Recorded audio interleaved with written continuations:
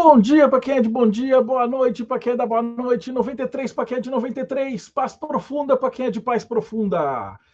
Você está em mais um Boteco dos Illuminati e hoje a gente vai conversar com um convidado mega especial, porque ele não é exatamente da área esotérica, mas ele trafegou na árvore da vida e na árvore da morte e ele tem uma visão única, né? Eu participei com ele recentemente de uma entrevista que está aí, vocês podem ver no canal, e a gente conversou sobre espiritualidade e tal, mas ele é muito, assim, infinitamente mais conhecido do que a gente no mundo profano, porque ele era um repórter, um jornalista que entrevistava políticos.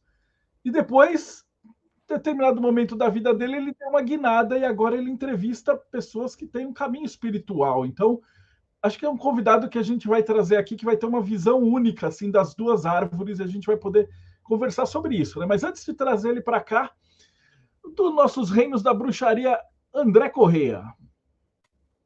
Saudações, seres humanos. Vai ser interessantíssimo esse bate-papo. Um colecionador de histórias que sai das sombras para a luz. Tem muita coisa para dividir com a gente, vai ser interessante. Diretamente do Japão, Robson Belli. Ohayou gozaimasu para quem está aqui comigo, Konbawa para quem está no Brasil, Konnichiwa, chovendo à tarde, isso em outro horário. Vai ser um prazer conversar com o Patrick e ver quais bizus ele tem para contar para a gente aí e causos engraçados que aconteceram em entrevistas aí, tanto com políticos quanto com espiritualistas. E diretamente da Fra, Paulo Jacobina, Pedra de Afiar. Salve, galera, tudo bem? Eu estou curioso para saber do Patrick essas histórias e dicas que ele pode dar para a gente a respeito de como detectar um pilantra no meio esotérico, né? Mas vamos apresentar o nosso convidado de hoje, né? Patrick dos Santos nasceu em São Paulo em 73. Ele é formado em jornalismo pela Faculdades Integradas Alcântara Machado e ele é pós-graduado em jornalismo literário pela ABJL. Ele começou a carreira ainda no ensino médio, escrevendo para o jornal Folha do Povo, na cidade de Tupã, em São Paulo.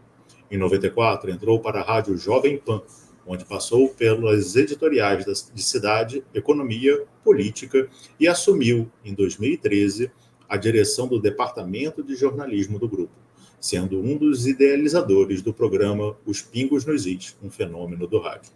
Logo depois, tornou-se âncora do programa 3 em 1, também líder em audiência.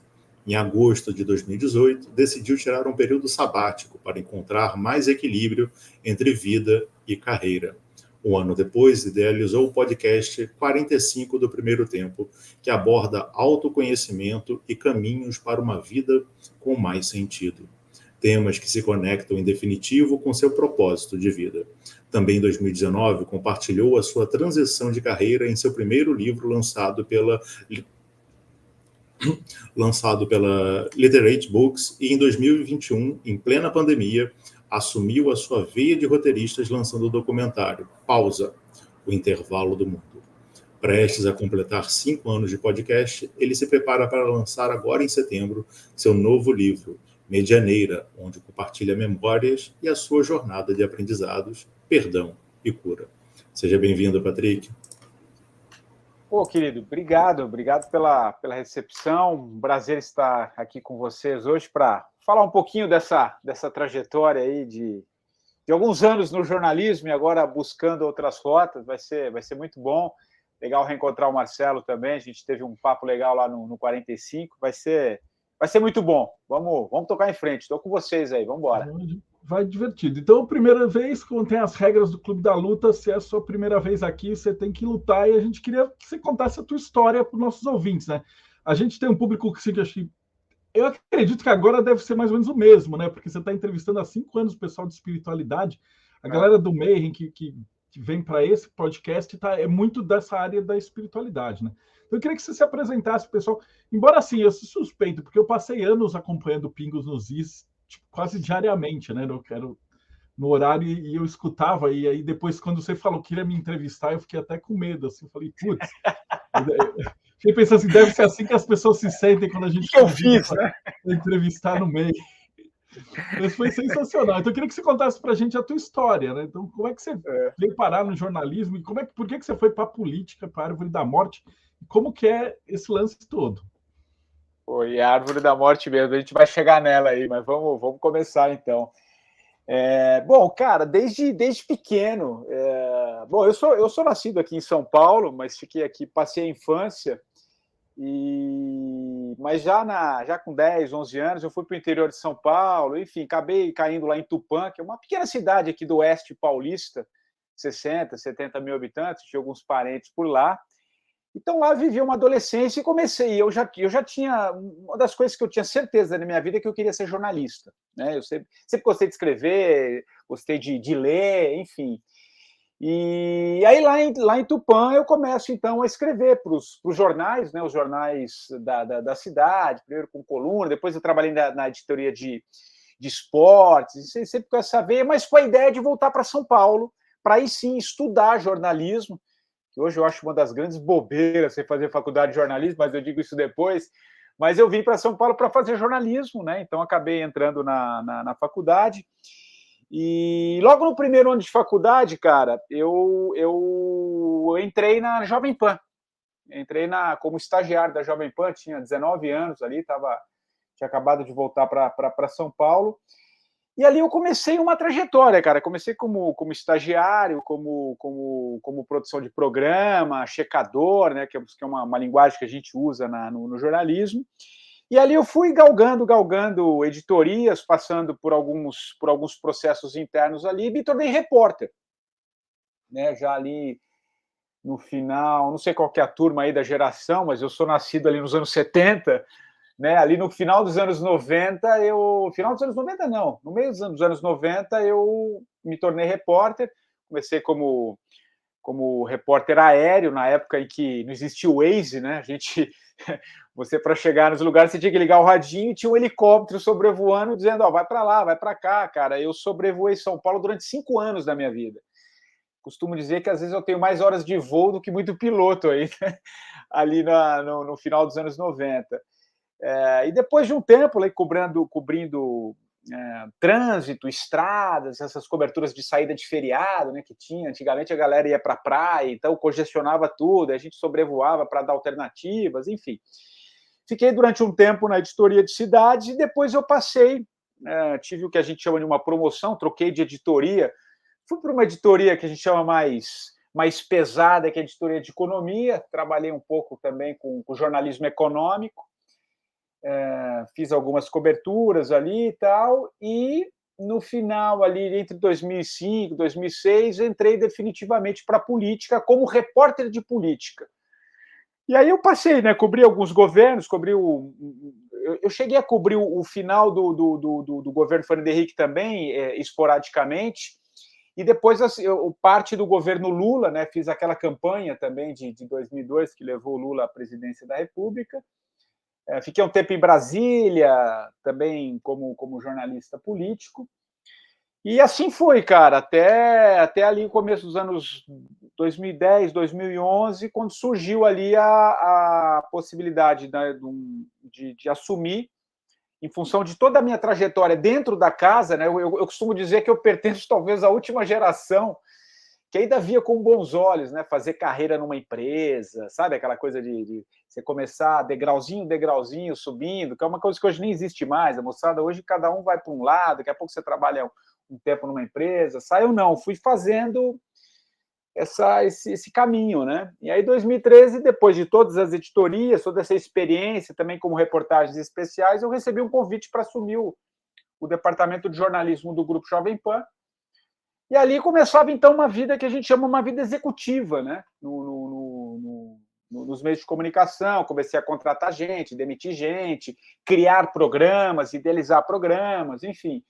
E ali o Brasil vivia vocês vão se lembrar, ali 2012, 2013, o Brasil vivia aquela efervescência, né? Lembra das grandes manifestações ali, da questão envolvendo a tarifa de ônibus, depois aquelas manifestações que foi reunindo muita gente no Brasil inteiro, aquele movimento todo, que começa com uma derrocada da esquerda, né? Um enfraquecimento do governo de esquerda, uma ascensão uma sede das pessoas em busca de mudanças, e foi ali que a gente pegou uma veia muito forte, aí começo a funilar um pouquinho para chegar para Pingos nos Is que você citou, Marcelo, e todos esses programas de políticas que vieram depois, né? Então, ali foi uma tacada muito interessante que a gente deu ali na época e revolucionou o rádio, né? Eu fiz carreira no rádio, então é o veículo na qual eu trabalhei e durante muito tempo, e tenho um carinho gigantesco. A gente achou uma veia ali de dar voz para as pessoas, né? Essa indignação que tomava conta do país, a gente criou um programa que ele tinha humor, ele tinha informação, e ele tentava, da maneira disruptiva na época, dar muita opinião assertiva, né? Foi uma época que a gente trouxe ali o Reinaldo Azevedo, né, que na época trabalhava na Veja, tinha ele falava muito bem, usava muito bem o microfone, tinha todo um contexto político, era um crítico, né? É que o mundo da política, vocês sabem, acho que mais do que ninguém, que a hora você está de um lado, outro do outro. Hoje a posição do Reinaldo tem um outro viés ali, mas na época ele era muito crítico ao PT, né, à esquerda, e a gente entrou num processo de criar esse programa para meio disruptivo, né? Então ele veio na esteira dessa crise toda, alcançou um sucesso muito grande. Eu fiquei no programa até 2017 também, acumulando cargo executivo e também como apresentador. E aí, em 2017, eu lanço um outro programa chamado 3 em 1, que era com Marcelo Madureira, que era da turma antiga do Caceta e Planeta, não sei aí se os mais antigos vão se lembrar. Era eu, Marcelo Madureira, a Vera Magalhães, que hoje apresenta o Roda Viva, e o Carlos Andreasa, que era um editorialista, um cara que trabalhou muito tempo na editora Record, um carioca clássico, assim, né, mas com muito conhecimento político. A gente lançou esse programa, foi muito legal também, a gente fazia a roda girar, com opiniões um pouco mais divergentes e tal, e ficou um processo muito legal, mas assim, ali em 2017 eu já estava numa fase da minha vida em que, cara, as coisas começaram a perder sentido para mim, sabe? Política, eu já estava mega cansado desse lado escuro das coisas, né? De tudo que envolve o processo político. O Brasil ia passar por mais uma eleição, eu já estava... Meu corpo, cara, começava a dar sinais de fadiga, meu processo criativo não estava legal, minha energia não estava boa, né? Imagina, trabalhando 12, 14 horas, ancorando, lidando com pressão política, com interesses comerciais, enfim, cara, foi uma loucura da minha vida, uma fase que eu tive muito próximo do que hoje se fala à torta e à direita, aí, que é o síndrome de burnout. Eu tive um processo assim, bem punk.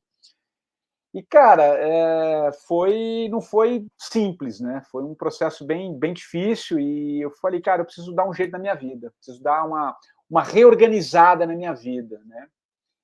Foi aí que a gente começa a voltar um pouco, tentar entender um pouco a minha história, né? Aí começa a entrar a espiritualidade, que sempre teve comigo também, né? Eu morei muitos anos com a minha avó, né? Fui criada por ela durante muito tempo. Minha avó tinha uma formação espírita, né? De Kardec. Minha avó frequentou Uberaba na época de Chico Xavier, chegou a tomar café da manhã com o Chico lá em Uberaba. Enfim, ela sempre teve uma ligação muito com o espiritismo, mas eu, como tracei uma carreira, sabe aquela fase da vida que você engata uma segunda e vai, você quer fazer carreira, quer chegar lá em cima, mas aí foi um momento em que a vida começou a me derrubar, né, cara? Assim, me derrubar no bom sentido, me dar um novo alento, buscar outras alternativas. E aí eu fui, então, tirar o que convencionalmente a gente chama de período sabático. Eu fui dar um tempo, falei, cara, eu preciso parar. Fiz toda uma organização financeira, cheguei para o Tutinha, que é o fundador, né, o presidente do Grupo Jovem Pan. Falei, cara, não dá, eu estou numa fase bem complicada, preciso reorganizar minha vida. As comunicações estavam mudando de uma forma geral. E aí eu tirei um tempo, cara. Foi um processo assim de alguns meses. E aí começa o meu processo de mudança, porque eu resolvo contar essa história num livro, onde eu começo a contar, né, tudo que eu vivi, esse momento de transição de carreira, e começo, então, a ampliar o meu leque de horizonte. Comecei a trazer pessoas que estavam mudando de vida nesse processo todo, e aí veio a pandemia. Aí começo a funilar aqui, para não ficar uma coisa chata, um monólogo aqui, mas veio a pandemia, E eu resolvo, então, querer entender aquilo que estava acontecendo, mas não com viés da qual eu estava acostumado, que era entrevistar político, economista. Eu quis trazer gente das mais diversas áreas para analisar comigo aquilo que estava acontecendo, né? Então, fui atrás de pessoas do mundo da espiritualidade, filósofos, espiritualistas, religiosos, escritores, esportistas, e eu lancei um documentário que teve muito sucesso na época, chamado Pausa, o Intervalo do Mundo, onde eu trouxe 20 grandes nomes.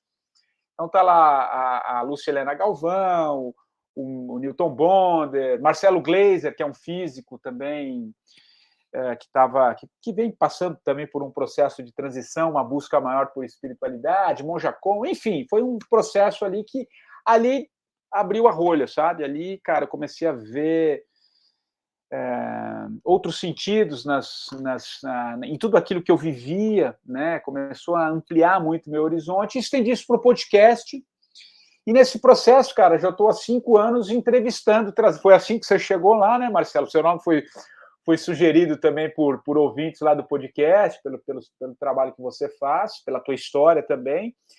E lá se vão, cara, 260 entrevistas em que eu mudei totalmente meu olhar, né? Me recolhi um pouco também, fui fazer aquela... Eu costumo dizer que no sabático as pessoas acham que o executivo, tirando o sabático, ele deve cruzar os oceanos de veleiro, vai meditar na Índia, no Tibete, né?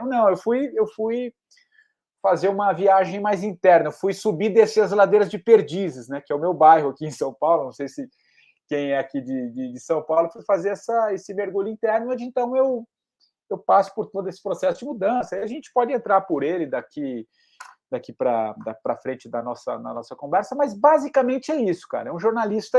Agora, eu continuo um comunicador, né? Eu só troquei a política pela espiritualidade, né? Pelo autoconhecimento, por essa busca por mergulhos mais profundos. Mas é uma jornada que ultrapassa aí 30 anos de carreira, né? Então, esse livro que eu acabei de escrever, eu passo um pouco também por essa minha trajetória dentro do jornalismo e essa busca pelo um campo mais sutil aí que também nos habita. É isso, cara. Não sei se foi muito longo aí, mas acho que é um briefing. Foi perfeito. Porque a conversa que a gente teve é muito mais... Tá, óbvio, você é jornalista, né? A gente é só, 6 empolgados que a gente não tinha o que fazer na pandemia. Na verdade, a gente tinha um simpósio, que é o simpósio de hermetismo, que todo ano tinha. E aí, na pandemia, não tinha. E aí os caras falaram, por que vocês não entrevistam os convidados?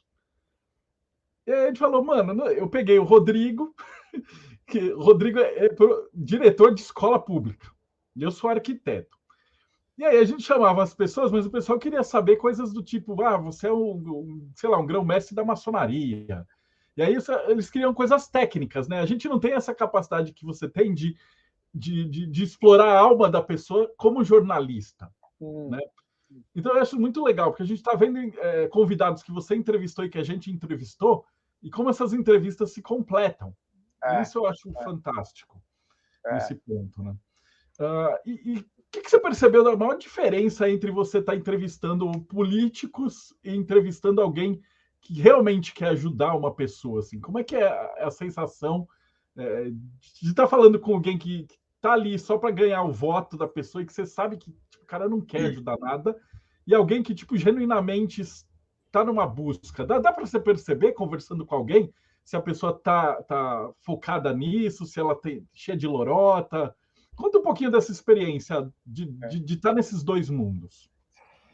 Não, dá para perceber nitidamente, né? Porque eu acho que, assim, na verdade, cria-se, dentro do mundo da política, da economia também, né? Do mundo da intelectualidade, digamos assim, né? Nessa busca por cargos, por liderança, porque nessa minha trajetória como jornalista e fazendo muito tempo, que essa expressão que a gente usa, né, que é rua, né, você está o tempo inteiro na rua entrevistando pessoas, enfim, eventos. Eu viajei muito também, cobrindo grandes eventos. E quando você entrevista essas pessoas, mas já que a gente está falando um pouco de política, eu vou tentar trazer para dar esse contraste, né, do que eu faço hoje, do que eu fazia. Acho que fica muito claro, porque o mundo da política se cria também uma persona, né? A pessoa parece que ela está sempre fora, ela está falando sempre em terceira pessoa também. É sobre ela, mas ela está sempre fora, é o cargo, né? O que ela representa. de alguma maneira, né? E nunca, Marcelo, cara, nunca é algo que você consegue chegar à verdade da pessoa. Parece que tem sempre uma barreira, você cria sempre um escudo ali para você falar, porque são interesses, muitos interesses, né, em volta do cargo, em volta da busca política, dos interesses comerciais, políticos e tudo que envolve determinadas figuras, né, que povoam aí o nosso cenário político. Então é tipo uma conversa que você sente que ela é um pouco mais fria, né? Ela é meio porosa, você não consegue arrancar determinadas coisas porque a pessoa já está automaticamente, muitas vezes, se defendendo, né? Normalmente você está se defendendo, ou buscando algum interesse, então você quer levar uma narrativa para um canto, você vai ali, então nunca entra diretamente na pessoa, né? Você cria uma certa barreira. Ao passo que dentro do mundo da espiritualidade, né, das pessoas que estão buscando autoconhecimento, tem uma autenticidade maior. Eu também não vou achar que todo mundo está nesse processo, não que não se cria aí também as suas fugas, mas assim, basicamente, são pessoas que estão em busca de um processo muito mais interno, né?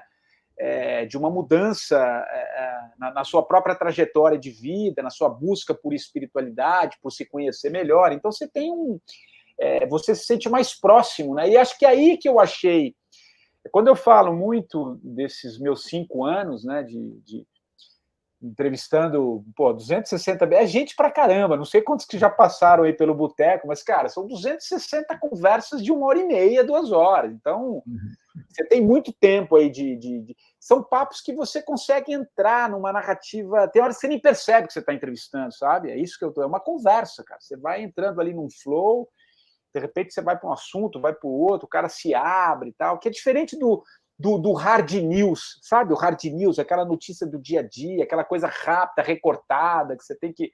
Puta, vai ali, ouça aquele cara, tira uma aspas dele, vamos colocar na matéria. Não.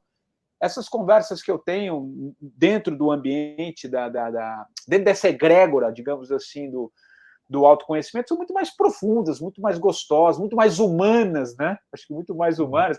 A gente conversou lá no podcast 1h30, quase 2 horas, eu nem vi passar.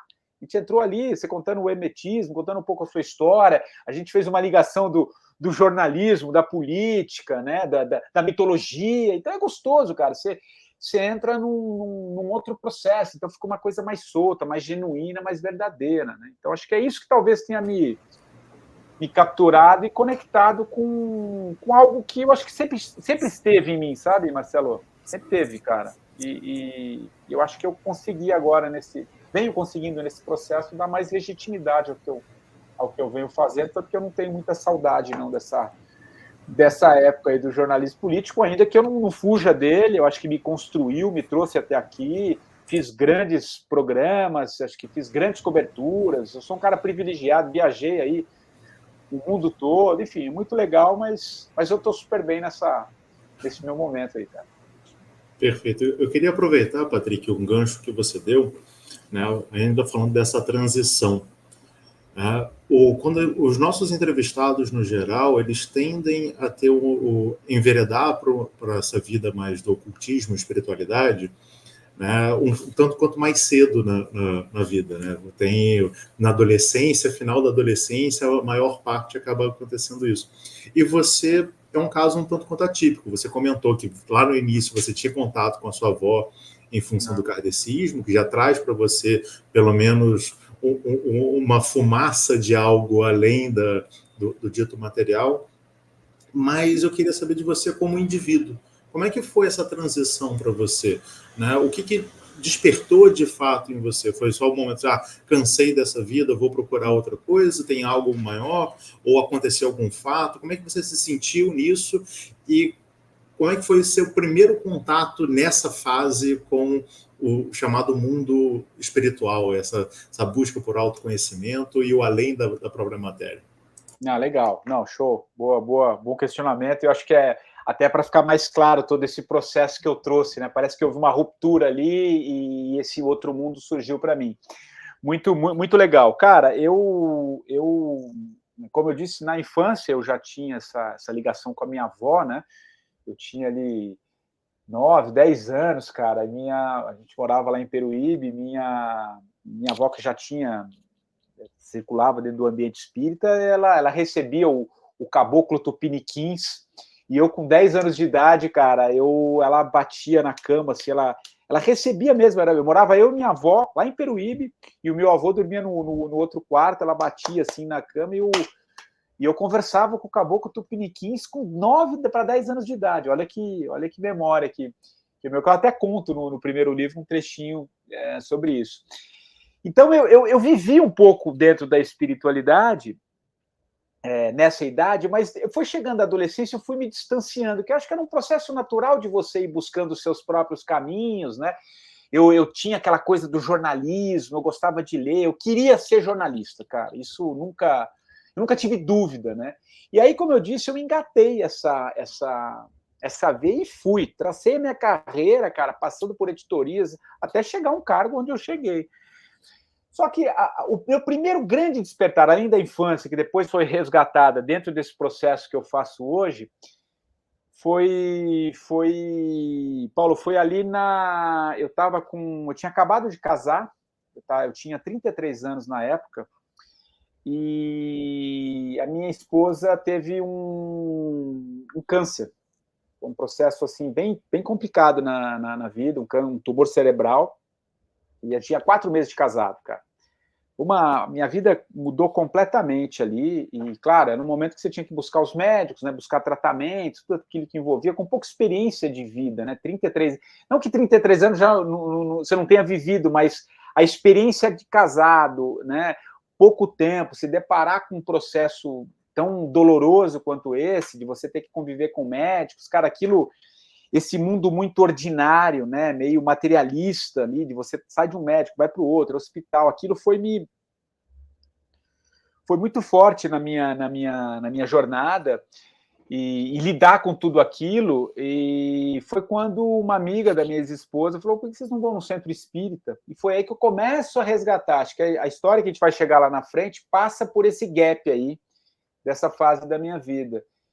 E, cara, eu parei no centro espírita, era ali na Zacarias de Góes, que era uma travessa ali da Avenida dos Bandeirantes. Tinha o mentor da casa, que era o Vô Bento.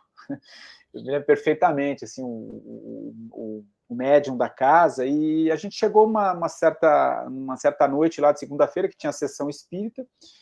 Essa história está no meu livro. Eu entro assim num corredor, né? O salão do centro espírita era lá no fundo, assim, tinha um corredor assim. E aí as pessoas iam chegando e assentando nas cadeiras ali, que ia ter uma leitura do Evangelho, uma fala aqui, outra ali e tal. E eu entrei. Nós entramos, a minha esposa, a Mariana, estava começando a fazer o tratamento, né? Enfim, estava um pouco fragilizada, mas a gente conseguiu ir lá. E, cara, chegamos ali e ficamos sentados, não dei nome para ninguém. Coisa mais louca é essa, não dei nome para ninguém. Chegamos nós dois ali, sentamos e começou o Evangelho, começou a falar aqui, outra ali. No final, uma pessoa foi para o microfone e começou a chamar algumas pessoas que estavam ali naquele salão. E, de repente, chamou o meu nome e o dela, sem eu ter dado o nome. Aquilo, para mim, foi Eu falei, mas peraí, como assim, Patrick e Mariana? Eu não tinha dado o nome? Não tinha, cara. É a coisa mais louca. E, enfim, aí ficamos ali, e aí a pessoa anunciou no microfone e falou que o mentor da casa queria conversar com a gente. E, poxa, né, vamos ver o que é. Ficamos ali, fomos até o penúltimo a ser atendido, entramos numa sala muito pequenininha, era um médium ali, era um senhor bem cheio, assim, ele fumava um cigarro, um cabelinho, parecia um cabelinho de anjo, assim. Ele pegou e virou. Essa história é muito, muito louca, assim, porque ele pegou e virou para Mariana, que é minha primeira esposa, e falou assim: disso você não vai morrer, ele falou. Como assim disso você não vai morrer? O que você sabe que ela tem? Aquela cabeça cartesiana, né?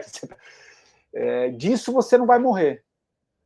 E, ao mesmo tempo, pegou e virou para mim e falou assim: você vai ter que ser muito forte e vai ter que segurar a onda, mas ela não vai morrer.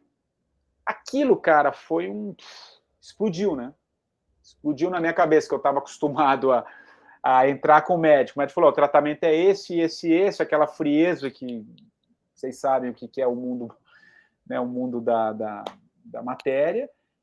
E, cara, eu saí dali com uma outra perspectiva, aquilo abriu o meu campo, aí eu comecei a estudar. Aí eu comecei a abrir, resgatei um pouco essa minha história ali da infância, comecei a ler alguns livros tal, e passamos, aí para não ficar uma coisa tão longa assim, passamos esse processo. Foram 2 anos de muita loucura, de tratamentos, segui os tratamentos protocolares médicos, mas esse campo sutil foi o que deu um suporte para que a gente levasse isso adiante. E, cara, superou o problema, a gente ficou ainda mais 3, 4 anos juntos, aí depois eu acabei me separando por outras coisas, mas foi aí que eu tive esse despertar, mas como a vida, né, você tem esses gaps, eu superei, fui estudar muitas coisas, mas voltei para o meu mundo ordinário, digamos assim, vai. E na minha trajetória, porque eu tive que basicamente parar, até que veio aquele processo que eu contei na minha primeira resposta ali, já em 2016, 2017, o meu corpo começou a falar comigo, aí foi um processo meu de transição, é como se a vida estivesse agora me chamando, cara, chega, você já teve uma história ali na tua infância, você já teve mostra do que existe nesse, como dizia Shakespeare, né, entre o céu e a terra há muito mais coisas do que supõe a nossa vã filosofia, cara, tem muitas coisas aí, foi aí que eu mergulhei efetivamente nisso que eu faço hoje, né, em ouvir essas pessoas, esse universo que vocês tão bem conhecem. Então foi assim, cara, não sei se eu respondi, talvez tenha ficado um pouco confuso, mas eu fui fazendo essas idas e vindas assim, mas a espiritualidade sempre teve, né, numa linha paralela ali, até o momento que eu retomei e hoje faço o que eu faço lá no podcast, Paulo. Eu tenho uma pergunta engatilhada aí junto com a do Paulo. É uma dúvida que eu tenho, já que você já passou por uma transição de carreira. Você está numa rota, décadas ali, reconhecido por aquilo. Como que é mudar de direção desse jeito? E qual é a reação das pessoas?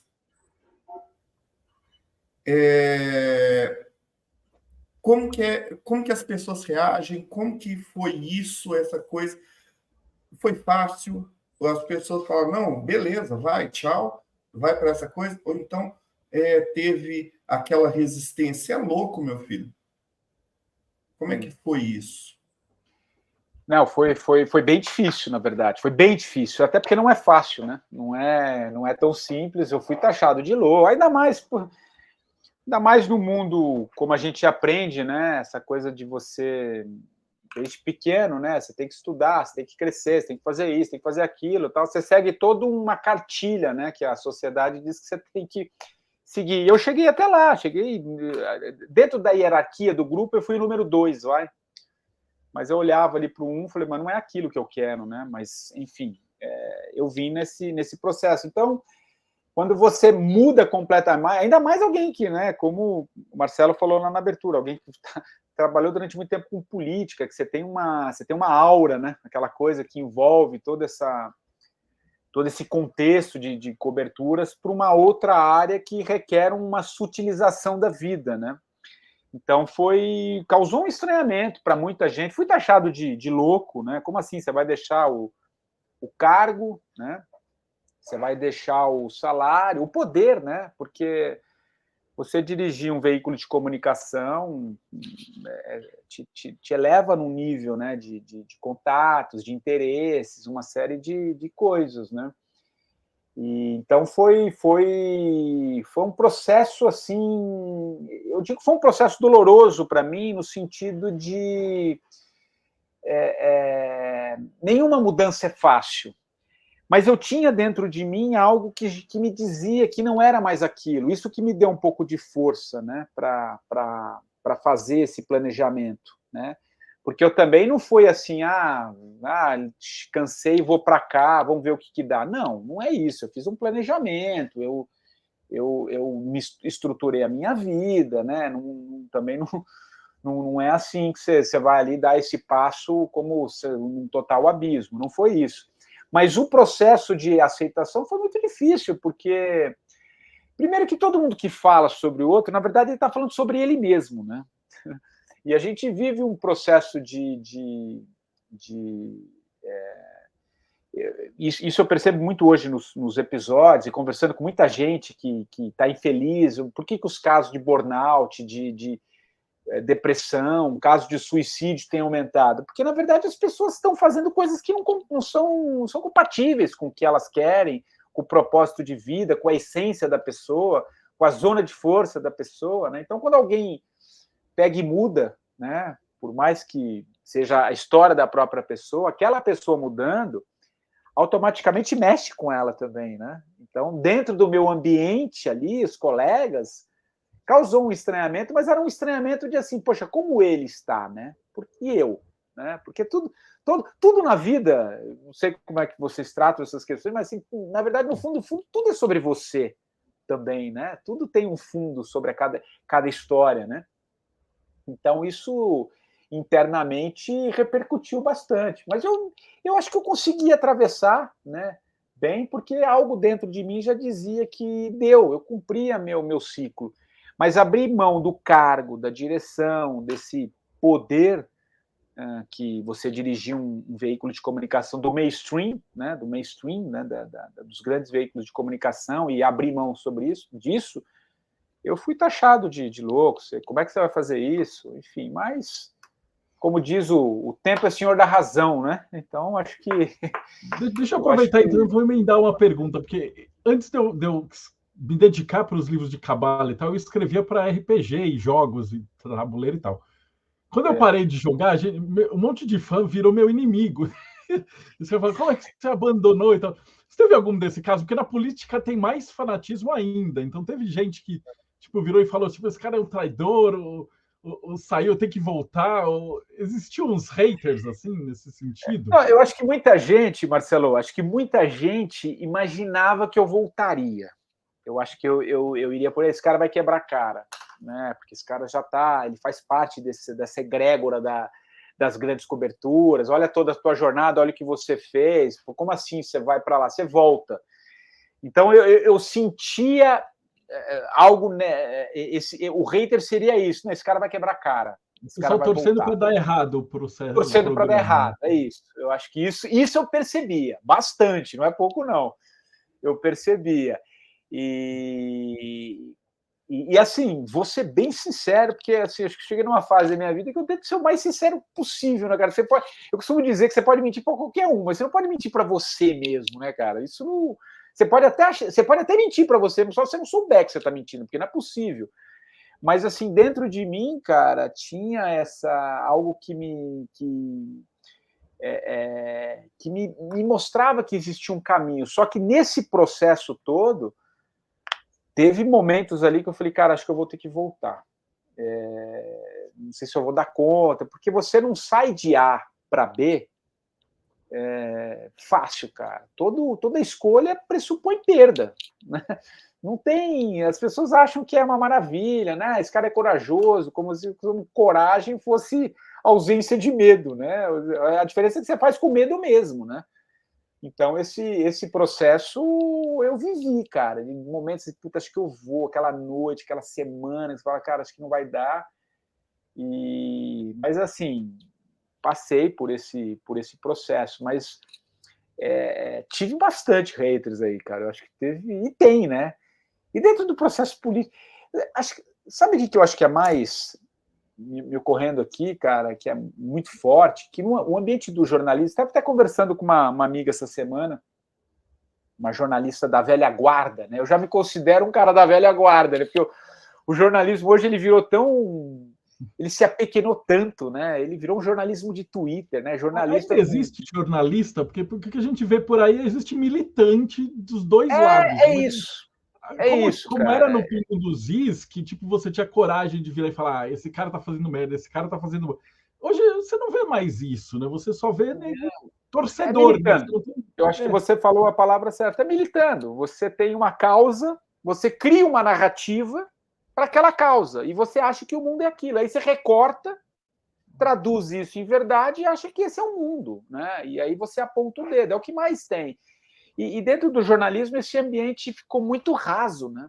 Eu acho que empobreceu o jornalismo, Marcelo. Eu costumo dizer, cara, o jornalista está muito cheio de certeza. Ao passo que o jornalismo não tem que ter certeza. O jornalista tem que ter a dúvida. Você levanta a dúvida. Você faz perguntas, não dá resposta. Você aponta, você investiga, você traz. Mas você não condena. Isso é uma outra parte. Quem faz o juízo e quem faz a avaliação é para quem você está reportando. É o ouvinte, é o telespectador, é o leitor, né? E hoje a gente vive uma coisa de muito militante. É esse, ou é Lula ou é Bolsonaro, ou é Palmeiras ou é Corinthians. Então o mundo ficou muito binário, né? Ele empobreceu, e o jornalismo empobreceu nesse aspecto, né? Então isso está muito, muito latente. E emendando com a pergunta anterior, dentro do ambiente, dessa egrégora do jornalismo, convencionalmente, assim, faz parte do nosso meio, são pessoas muito ligadas a um materialismo, né? Um cientificismo absurdo, se abre pouco espaço. Vamos lá, você consegue ver num veículo grande reportagens que possam trazer o hermetismo, por exemplo, a cabala, a força disso, em vez de ter um papo como nós tivemos lá no podcast. O que o papo foi legal? Porque, cara, eu te entrevistei, você trouxe uma visão, você conseguiu aliar com política, você traz uma outra perspectiva. Ninguém precisa acreditar em tudo que você está dizendo, mas você está trazendo uma perspectiva diferente, um olhar. Por que isso não acontece nos meios de comunicação? Por que a gente fica naquela meia dúzia de órgãos e canais que dizem que isso é a verdade, isso é mentira? Por que a gente não pode trazer um mundo mais etéreo também, algo mais sutil, novas possibilidades de encarar o mundo, de olhar a vida por outras perspectivas? Isso é difícil no mundo cartesiano, sabe? Então, isso também me cansou. Isso também esse mundo muito fechado, né, que você não abre, você não amplia o teu olhar, né? Você não dá um zoom sobre os fatos. Acho que isso cansa um pouco, sabe? O mundo, eu costumo dizer que o mundo não é aquilo que você assiste às 8h30 da noite, todos os dias ali, sentado de frente para a televisão. Aquilo existe? Existe. Mas só é aquilo, não tem um outro mundo acontecendo. É o trabalho que vocês fazem, todos, no canal, no projeto, tudo que envolve. Cara, quantas pessoas vocês alcançam, quantas mensagens, quantas novas perspectivas e novos olhares sobre a vida estão tendo. Isso não vai estar ali, né? E, então isso não existe? Existe. Existe um outro, eu costumo dizer que existe um outro mundo acontecendo, né? Um outro mundo acontecendo. E tem muita gente indo para esse mundo. Só que como a gente fica muito no mainstream, a gente acha que o mundo é aquilo que está ali, naqueles 40 minutos toda noite, aquilo não é toda a realidade. Tem muita coisa acontecendo, né? Então isso ficou muito forte para mim. Por isso que é difícil você olhar as coisas pelo que você fazia. Então eu prefiro estar sempre buscando novos horizontes e principalmente outras perspectivas, né? Acho que isso que é legal e é o que me move. E você viu que eu falo pra caramba, né? Se vocês não forem interrompendo, cara, vai ficar esse monólogo aqui, cara. Vamos lá, aí, vocês que... Patrick, você comentou ali no começo sobre o seu trabalho no jornalismo, sobre o seu trabalho com jornalismo em economia, política. Você sai de um mundo muito rígido, muito duro, de números, de estatísticas, absurdamente racional, e você faz você acaba migrando para esse contato com a espiritualidade. Você falou do burnout, do quanto aquilo te estressava, do quanto aquilo te consumia. Na sequência, você traz também a questão da sua ex-esposa, que é uma coisa que também impacta a gente emocionalmente, e você acaba migrando para esse contato com a espiritualidade. Da forma que você via o mundo, pessoalmente, não só profissionalmente, trabalhando com política, como que ele muda a sua maneira de ver o mundo e como que falar sobre espiritualidade impactou a sua vida de forma pessoal. Isso te transforma de alguma maneira? Isso te movimenta emocionalmente de maneira diferente de antes? Muito, muito, cara, muito. Só um instante, Patrick. Antes de você responder o André, fazer um gancho também a respeito de complementar. Essa sua transformação, ela te levou a enveredar por algum caminho específico associado à espiritualidade? Você se filiou a algum ramo ou algo nesse sentido? Ou você está fazendo a sua espiritualidade também? Eu falo, não, eu não tenho nenhum caminho específico, não, Paulo. Eu sou um cara super aberto a todas... Tudo cabe. Tudo, cara. Eu acho que eu gosto de entrar em todas as áreas, de conhecer pessoas que estão trazendo novos olhares, novas perspectivas. De repente eu trago ufólogo para conversar, eu trago um bandista, trago neurocientista, trago religiosos. Eu gosto, assim, eu não me prendo a nada, né? Mas, assim... É gozado, né? Eu acredito em tudo, assim. Não é que eu acredito em tudo. Eu acho que tem caminhos e teias assim maravilhosas que a gente precisa conhecer um pouco mais, né? A gente precisa entender certas coisas. Eu acho que quanto mais a gente amplia, mais perspectivas, né? Eu gosto desse termo porque eu acho que é legal a gente ter perspectivas de olhares diferentes. Então, eu não me prendo a nada, não tenho nenhuma linha de espiritualidade específica, religiosa também não, mas eu acredito muito no poder humano que nos habita dentro dessa aura mais sutil, né, que eu acho que está muito forte. Agora, respondendo à pergunta do André, cara, é muito louco, porque acho que no processo de escrita, né, e eu sempre escrevi profissionalmente ali, matérias, reportagens, tudo aquilo que eu estava fazendo, e hoje eu escrevo muito mais sobre a minha história, os meus processos, ou os meus convidados, mas de uma forma mais humana, né? Porque acho que, como você leu lá no começo, o Paulo, lá no meu currículo ali, eu sou pós-graduado em jornalismo literário, né? Então, eu sempre tive uma escrita mais voltada para um campo mais humano. Mas nessa fase que eu venho escrevendo mais nesse campo da espiritualidade, eu olho assim para o meu passado, André, e vejo como eu me transformei, cara, em vários... Eu não me arrependo de absolutamente nada, porque eu não tinha o conhecimento, né? Eu simplesmente ia reagindo, as coisas iam acontecendo, eu não tinha esse olhar que você para analisar certas coisas. Por que a pessoa está falando daquele jeito? O que aquilo que ele está falando vai impactar em outros campos? Eu não tinha muito essa... Eu tinha uma veia jornalística, questionadora, sabe aquele perfil do repórter padrão, né? Que você questiona, você acha que você está salvando o mundo, né? Mas, enfim... E quando eu me abri e comecei a olhar esse mundo de uma forma muito mais ampla, muito mais abrangente e abraçando tudo isso, mudou completamente a minha forma de ver. Então eu olho para as coisas que eu fiz, e sem me arrepender, obviamente, mas eu falo, poxa, eu fiz aquilo, mas olha como mudou a minha forma de ver, né, as coisas. Isso foi me mudando internamente, porque no fundo, acho que tudo está dentro da gente, né? Acho que tudo é muito mais o como você reage às coisas. Quem é você como pessoa, né? Quem é aquele que está representando aquilo que ele está falando, né? Hoje eu gosto de conhecer a pessoa, sabe a pessoa? Por isso que eu gosto de entrevistas mais profundas, que eu quero saber um pouco aquela vida, aquela história, como é que ela vê o mundo, né? Qual que é a perspectiva dela sobre as coisas. Porque quando você humaniza, né? Quando você se coloca um pouco no lugar do outro e tenta ver as coisas, não ver, porque a gente usa muito a empatia é se colocar no lugar do outro, né? Mas tem que se colocar no lugar do outro. Empatia não é isso, cara. Empatia é você se colocar no lugar do outro, mas é ver o mundo como o outro vê, né?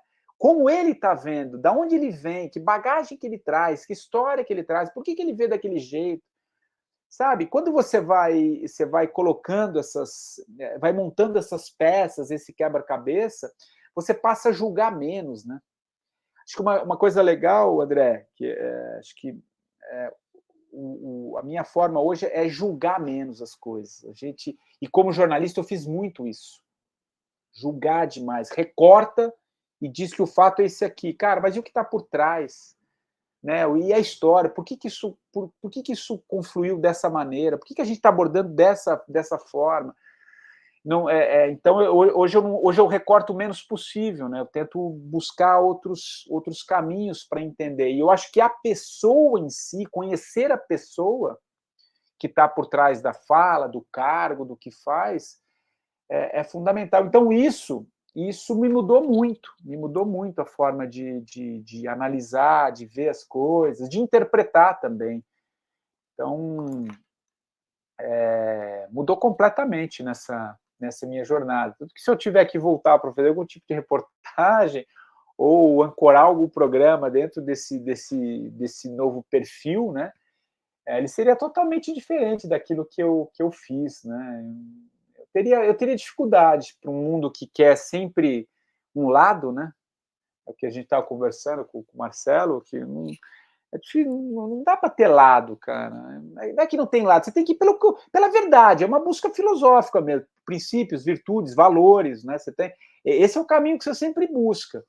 Mas o que as pessoas querem de um programa, ou quando assiste alguma coisa, ele quer saber que lado que você tá para ele, sabe, seguir com você, referendar. Se você fala alguma coisa que ele discorda, ele já te cancela. A gente vive um período muito complicado, né, em vários aspectos. Mas só para não alongar muito, eu acho que é isso, cara. Me mudou completamente a forma de ver. Ô, Patrick, eu ia te falar, a gente estava conversando antes de começar a gravar, né? Que depois que você me entrevistou, eu comecei a maratonar o teu programa, porque a gente melhorou o nível das perguntas, né? Porque ao contrário, você conversa com as pessoas e extrai essa fator humano, né? Eu lembro que você foi me entrevistar, aí você me perguntou, eu falei assim, como é que ele sabe disso, né? E aí porque você tinha lido, tipo, semana inteira se preparando para me entrevistar. É isso. A gente não faz nada disso, a gente é super amador. A gente começou, tipo, eu e o Rodrigo, por causa da pandemia, e o nosso público queria saber, assim, tipo, o cara é grão-mestre de uma ordem maçônica suíça. Então o pessoal queria saber os graus, como é que funciona, por que ele foi lá, ou o cara era pai de santo, que tipo de Exu que era, e era uma coisa mais técnica. E hoje a gente tem melhorado bastante, eu até te agradecer aqui, publicamente, porque a gente pegou as perguntas que você faz até para dar uma melhorada aqui, né? Você perguntou, o Boteco, essa entrevista é 532. Caramba, meu, eu não cheguei, eu tô na metade. Então, 1h30, 2 cada uma, mas... Mas começou na pandemia? Na pandemia, que a gente grava duas, às vezes... que vocês fazem 2 vezes por semana, né? E de vez em quando o pessoal de fora do país, às vezes a gente entrevistou gente de Portugal, a gente entrevista muita gente em inglês, né? E depois a gente joga no YouTube e ele legenda pra gente, porque tem escritores, tem autores. Então a gente já entrevistou desde exorcista até satanista. A gente já entrevistou todas as vertentes, às vezes diametralmente opostas, né? E aí o pessoal quer cancelar a gente, fala, vocês entrevistaram fulano, a gente já entrevistou gente que era declaradamente bolsonarista, tipo o parceiro do Raul Seixas, que era altamente bolsonarista do nível assim, olavista, e outros que eram assim, lulistas fanáticos. Mas o que a gente extrai da pessoa é voltado para o espiritual, né? Então isso eu ia te agradecer assim, porque é muito bacana. Robson, quer fazer mais uma pergunta? De tudo isso que ele assimilou, eu queria saber uma das experiências que mais impactou ele. Uau! Você diz dessa fase do autoconhecimento, é isso? Sim. Isso. Ai, cara, é difícil pegar uma, mas tem várias, assim, que... Eu costumo dizer, Robson, que eu costumo dizer que eu faço podcast para mim, são as minhas perguntas, né? Então, quando eu fui atrás... A gente faz isso. A gente faz isso. Então... A gente entrevista a pessoa porque a gente fala assim, quem é que a gente vai entrevistar? fulano, que autor que eu quero saber mais? Aí o Jacobina fala, tem Isso, fulano que... isso. Aí a gente já prepara as perguntas que a gente quer fazer. É isso. Então o pessoal acha que a gente está entrevistando você para o público, mas na verdade não, a gente está entrevistando o convidado que a gente tem dúvida. E então, se ninguém tamo junto, cara, porque eu faço exatamente isso. Do mesmo jeito. Eu faço exatamente isso, cara. Eu faço as minhas, eu faço para mim. Aí o ouvinte do podcast, o cara curte lá e, enfim, é legal. Claro que o campo sabe certas coisas. Então, e é interessante, não sei se isso acontece, porque para mim, eu estou numa fase meio sincrônica, sabe? Sincrônica. As coisas vão acontecendo, aí surge alguém assim, que era alguma pergunta que eu tinha, que vai rolando, enfim, tem muita coisa legal, Robson, que eu vi, cara, mas assim.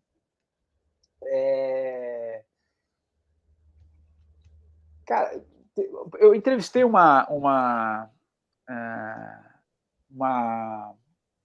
ela conviveu durante muito tempo com aquele Joe Dispenza. Não sei se vocês já ouviram falar. O Joe Dispenza é um desses caras dessa nova medicina integrativa. Ele mexe com o campo mais. Ele é um neurocientista também, trabalha muito com cura espiritual, de níveis assim altíssimos, enfim. E essa é uma brasileira, chama Lisiane, e ela frequentou o curso os seminários do Joe Dispenza, que esse cara arrasta 2-3 mil pessoas nesses eventos, assim. Ele tem feito um papel interessantíssimo, assim, em vários aspectos, cara. E ela conviveu com ela presenciou durante esse ano curas, processos de autocuras, assim, que você conta e fala, meu, não é possível.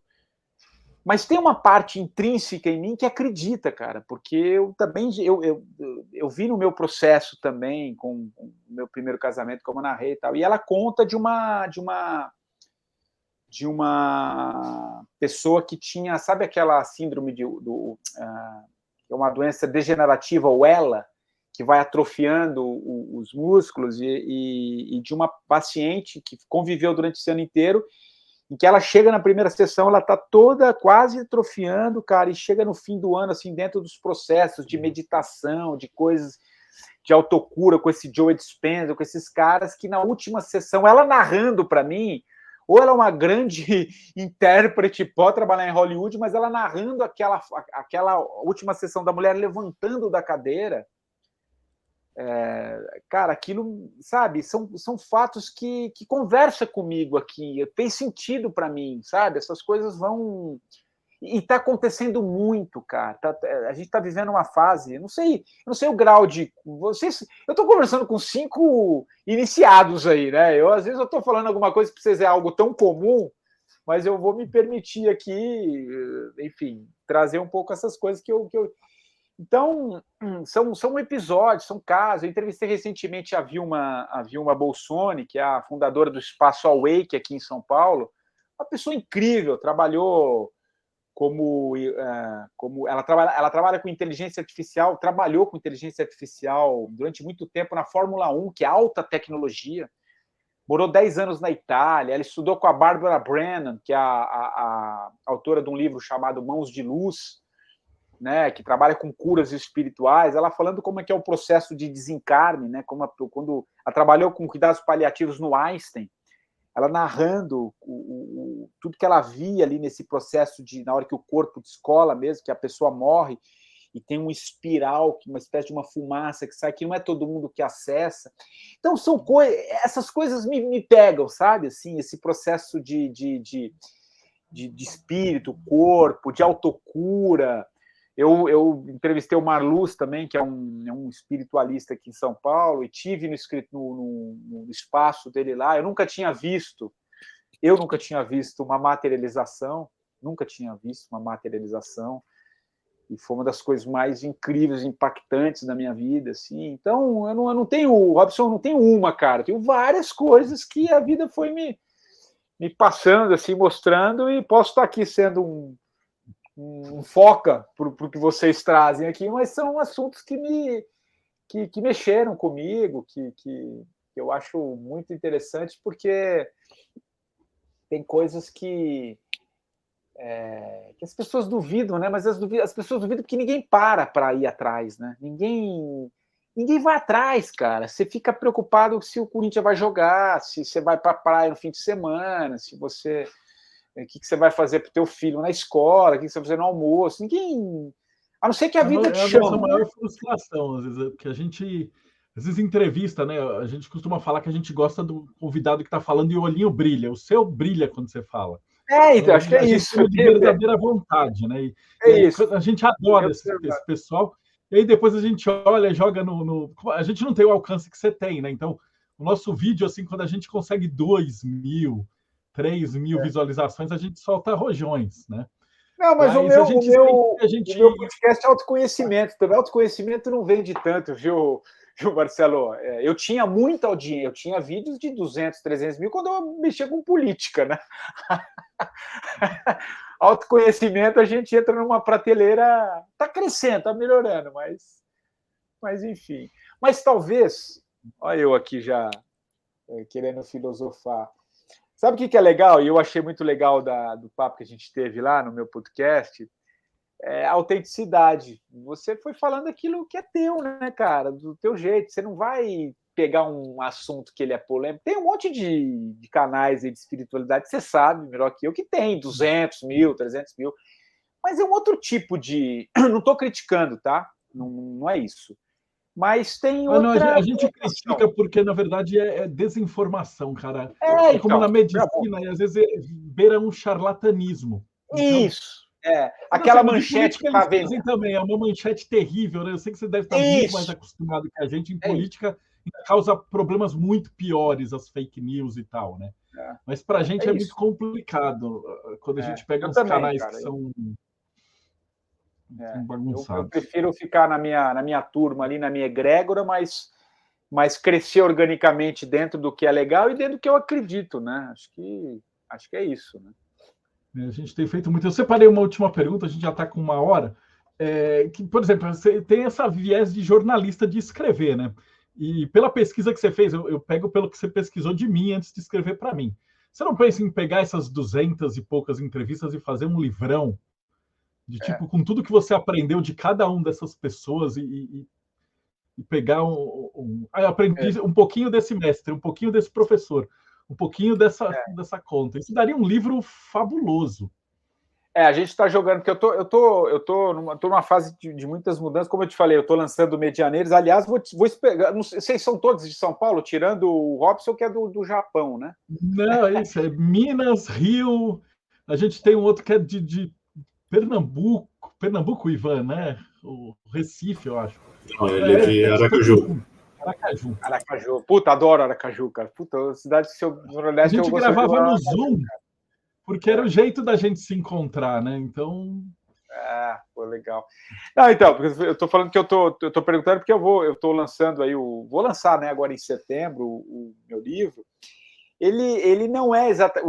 O que você trouxe é um processo maior, né? E está dentro do processo. Eu estou com uma sócia, a gente está montando uma editora também, e com o selo do 45, a gente vai trazer muita gente desse universo para os livros que vão fazer parte da nossa egrégora. Então, esse livro que eu estou escrevendo, Marcelo, ele faz um sobrevoo, ele é um sobrevoo só, sabe aquele sobrevoo bem levinho ali, eu tiro uma frase do que o cara disse, trago um pouco para a minha vida, reflito algumas coisas da minha história, né? Então, mas é um livro muito mais de um rápido sobrevoo sobre alguns assuntos, mas que tem a ver com a minha trajetória desses meus 5 anos. Tal. Ele não é efetivamente esse catatauzão que passaria por todas essas entrevistas. Mas o que eu estou pensando, e a gente já está colocando em inteligência artificial, está baixando todo esse conteúdo aí para transcrever tudo isso, para a gente lançar algo mais completo um pouco mais para frente. Então, esse é, sim, um dos objetivos que eu tenho, e estamos estruturando, por exemplo, que você falou que eu pesquisei sobre você. Primeiro que eu fui assistir uma porrada de entrevista tua, né? Não ia fazer um papo contigo sem... Seu nome foi sugerido, né? Seu nome foi sugerido por um ouvinte, e aí eu fui pesquisar, e eu gosto, né, cara? Aí eu falei, puta, que legal o universo dele. Aí para criar aquela biografia que eu crio ali, né? que eu chamo de uma biografia tua, que o legal do podcast é esse, né? Eu crio aquela abertura que é a história de cada um narrado por um jornalista, né? Aquela é minha arte, digamos assim, vai. Essa é onde eu exerço um pouco esse papel do jornalista mesmo, que tenta criar uma apresentação diferente do que simplesmente falar que o fulano fez isso ou faz aquilo. Então é isso. Estou com um livro pronto aí. Pô, ficaria muito feliz se você fosse lá, Marcelo, você e acho que o André, né, que é de São Paulo também. E vai ser em setembro ali, acho que estou fechando, vai ser acho que na Casa das Rosas, ali na Paulista, para a gente se conhecer pessoalmente. Não se preocupa que a gente vai, e aí depois você vai no simpósio de hermetismo, que já é... Demorou, né? O final é dia 15, onde 16 e 17. É em São Paulo, é na Paulista. Em setembro? Em setembro, é um simpósio, são 3 dias onde a gente junta... Novembro. Não, novembro, perdão. Novembro, tranquilo. Novembro, é 15, 16 e 17 de novembro. Onde vai ser? Onde é que é no mesmo hotel do ano passado. Rodrigo, vai lá, você que é bom nisso. É Summit Hotel. Eu sou bom em lembrar. Meu Deus! Chama Hotel Summit. É que minha esposa que faz toda essa parte, né? Aí a gente reúne o pessoal de ordens iniciáticas e tal, e aí cada um faça a sua proposta. Então vai vir o pessoal da Golden Dawn, da maçonaria, da Rosa Cruz. Então já marca na tua agenda aí, 15, 16 e 17. Olha o livro que eu tô aqui, ó. Olha o livro que eu tô aqui, que você me mandou. Tá aqui na minha mesa, cara. É uma das coisas mais incríveis. Acho que eu até entendi agora a sua pergunta, né? Por que você não transcreve e faz? Porque isso aqui é um catatá, uma das coisas mais fantásticas que eu já vi. Eu estava até comentando com a minha sócia. Cara, o trabalho que vocês tiveram para montar isso aqui é um compilado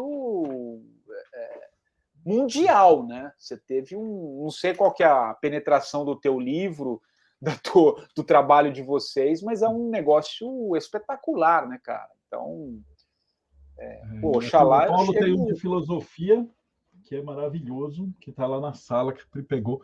Mas aí você vai ter a oportunidade até de conversar com esse pessoal, e depois eu quero trocar figurinha contigo, vamos lá. De te sugerir gente para você entrevistar e pegar os caras que você entrevistou. Prática filosófica. Maravilhoso, cara. O Paulo tem um canal fantástico que chama Pedra de Afiar, que ele ensina as pessoas a pensar. Como é que é, então, Paulo? É um canal de filosofia. A entrevista com o Paulo, você vai babar. Você acha que você gostou da minha entrevista? Se você entrevistar o Paulo Jacobina, você vai pirar.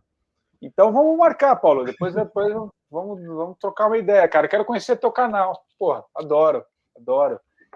Vai ser maravilhoso. Bom, vamos junto, então. Espero vocês lá em setembro e em novembro vamos estar lá.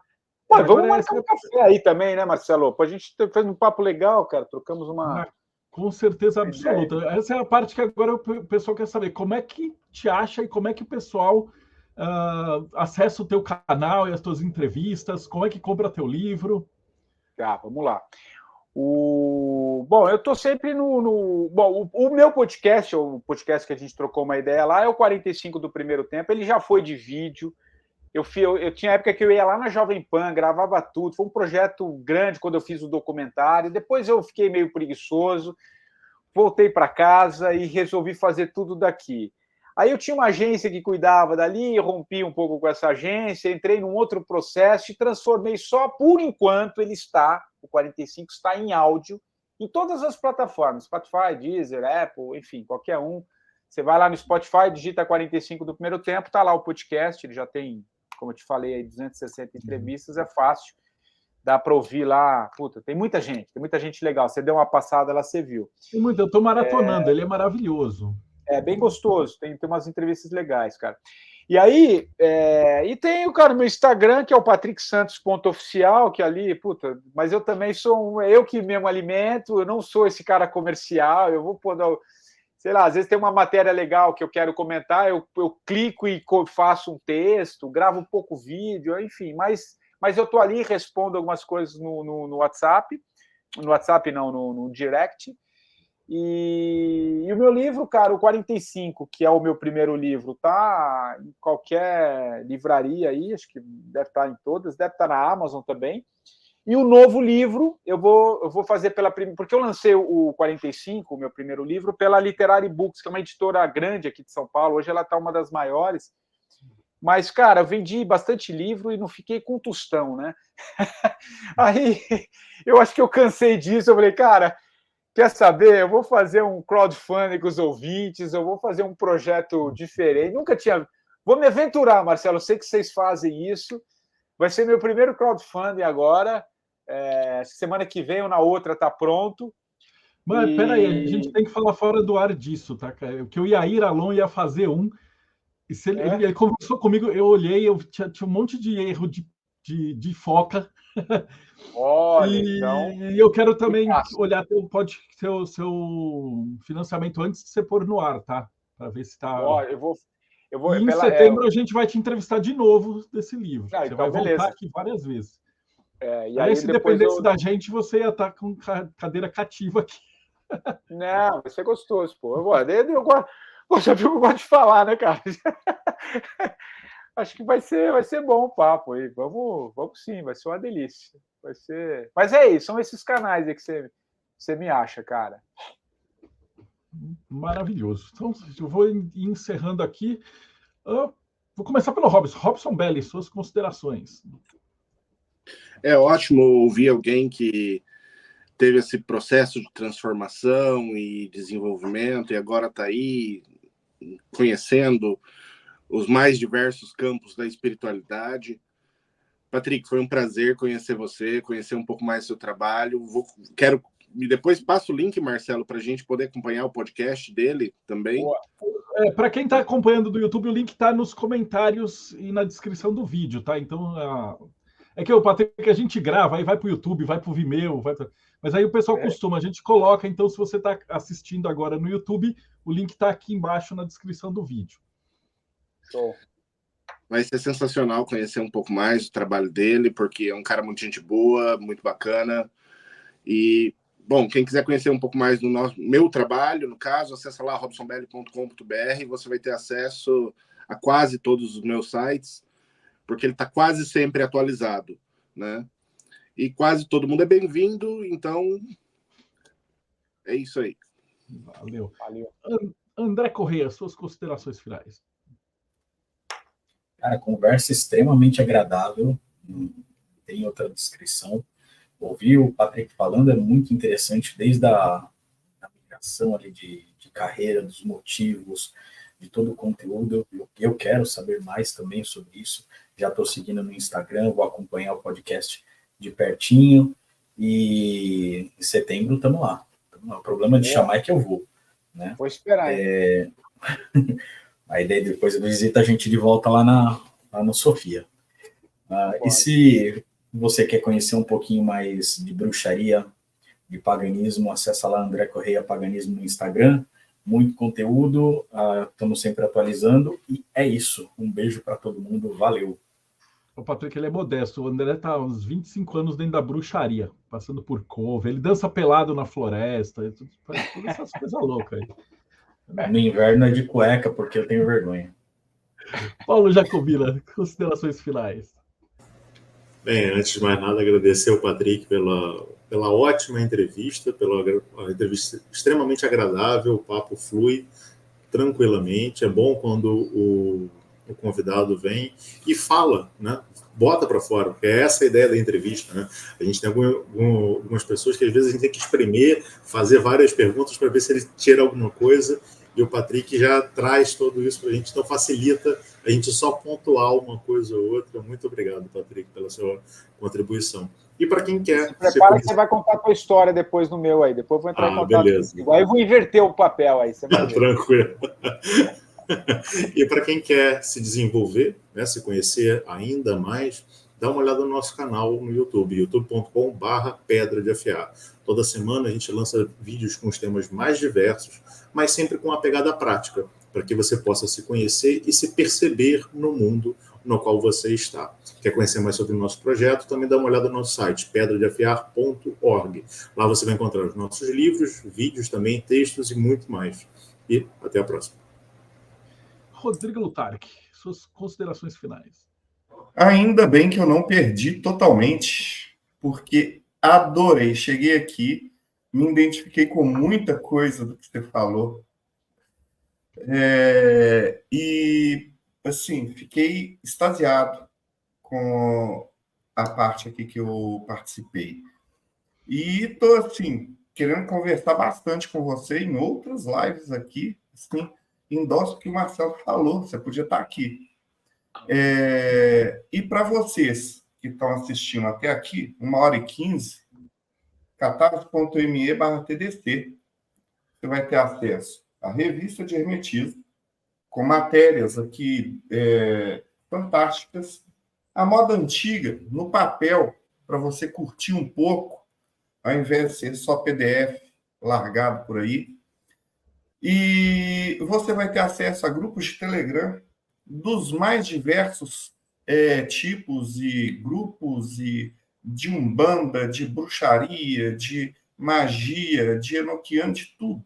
Você vai ter ali para você poder ir pescando na sua jornada no mundo espiritual e por aí. E você vai ter acesso a outras coisas também, cursos e aos projetos que o Mayhem faz. catarse.me/TDC. O Patrick, é importante falar, a gente distribui tudo que a gente faz de graça. Então, ainda ficou faltando o Thiago, que é o nosso alquimista, que ele é do Morte Súbita. E essas entrevistas vão para o YouTube, qualquer pessoa pode assistir de graça. Tá? O pessoal que paga para a gente, eles recebem a revista física. Então, o pessoal está pagando, na verdade, mas a cada 3 meses a gente junta as melhores matérias, né? As entrevistas, os textos e tal, coloca numa revista e a pessoa recebe em casa uma revista física. Então, por isso que... Mas uma assinatura. É uma assinatura. E aí, diante disso, por exemplo, a gente vai gravar com você, só que, por exemplo, esse é o 500 e tralalá. No YouTube ainda não está, então vai ficar mais ou menos 1 mês, 2 meses, até essa entrevista ir no ar. E aí, por enquanto, só o pessoal que é do Mayhem tem acesso. A sua eu vou dar uma adiantada para isso estar no ar antes de setembro. Então a gente faz legal. Então com certeza vai estar, porque setembro você volta, e aí a gente faz uma do lançamento quando for o financiamento. A gente faz isso com todas as editoras de pessoal sério do ocultismo do Brasil, eles vêm para cá, a gente entrevista os autores, então a gente faz um trabalho de divulgação disso tudo, né? E, Patrick Santos, suas considerações finais. Primeiro, dizer da alegria de ter batido esse papo com vocês. muito, muito legal. Só te conhecia, Marcelo, mas agora o time todo aí do boteco, os botequeiros, assim, acho muito, muito legal. Vocês têm uma troca legal, uma intimidade, acho que deve ter alguns anos aí de trabalho, uma turma muito legal. Fiquei super à vontade, cara. E vamos repetir a dose aí quando vocês quiserem. É sempre bom, né, cara? Trocar uma ideia com propósito, com coisas que fazem um pouco sentido, né? Que agrega, que de alguma maneira perpassa por temas que a gente não costuma ver no mainstream, né? Eu estou numa fase muito, viu, pessoal, muito, muito, muito fora do mainstream, né? Eu acho que tem conteúdos maravilhosos aí, gente produzindo coisas muito legais que está fora daquilo que convencionalmente a gente acha que ditava o que era certo e o que é errado, né? Então, eu acho que tem um lado bom também das redes sociais, da internet, né? Você ter acesso a conteúdo, não só aqui no Brasil, no mundo inteiro, né? Então, sou super a favor de uma certa liberdade em vários aspectos, e você faz a sua própria curadoria, né? Você viu que até para responder, para finalizar, eu estou respondendo perguntas, né? Mas acho que era isso a consideração final. Vamos junto aí, próxima vez, pode me convidar que eu vou fazer parte do Boteco de novo, com outras perspectivas, sendo outro também.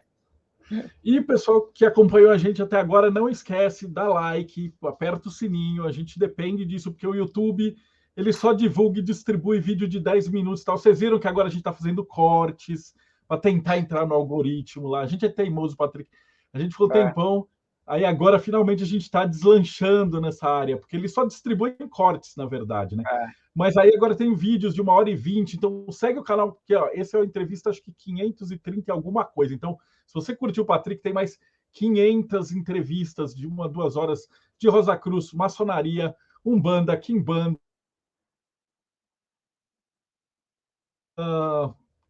tudo, satanismo, martinismo, acho que a gente, budismo, xamã, a gente entrevistou hoje tudo que você puder imaginar. Tem, acho que só de grupo separado de vídeo deve ter umas 20, 30.